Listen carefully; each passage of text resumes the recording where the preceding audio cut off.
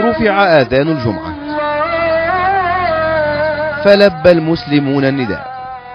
خطبة جمعة ليست كسابقتها في نجع حمادي، ولم لا وقد عاشت المدينة أحداثا خلال اليومين الماضيين لم يألفها سكانها من المسلمين والمسيحيين، أحداث كانت محل إدانة من خطباء المساجد.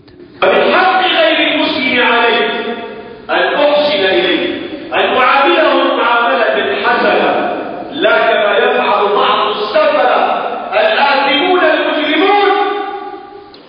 التحرك لنزع فتيل الأزمة كان على أكثر من مستوى. هنا اجتماع لقيادات شعبية وعشائرية تفكر في كيفية تجاوز الأزمة، وتأكيد على أن الحزن واحد.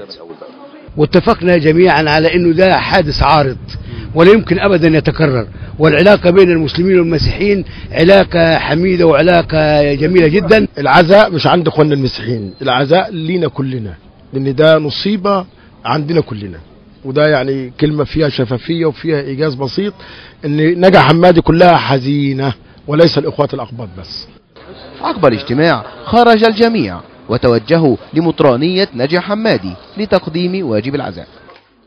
الحزن هنا يكسو وجوه الجميع، وشباب غاضبون يطالبون بمحاكمة سريعة لمن أطلقوا النار على المسيحيين ومن يقف خلفهم، وخطاب ديني هادئ يرد المشكلة إلى أصولها ويدعو لخطاب تعليمي وديني متسامح بين عنصري الأمة. كلنا هنروح لربنا وربنا يحاسبنا كلنا على البلد اللي احنا عايشين فيها وعلى النفوس اللي بتموت وفلوس اللي بتضيع. لازم نحط ربنا في الضمير، بعد كده نسعى لروح المؤاخاة وليس لروح المخاصمة والمشادات. وفي الشارع هدوء حذر تحرسه قوات الأمن، فما زال في القلب غضب يخشى الجميع أن يفجر الأوضاع مرة أخرى. عاد الهدوء إلى شوارع نجع حمادي، هكذا تقول الصورة، لكن هل يختفي خلف هذا المشهد احتقان طائفي بين المسلمين والمسيحيين؟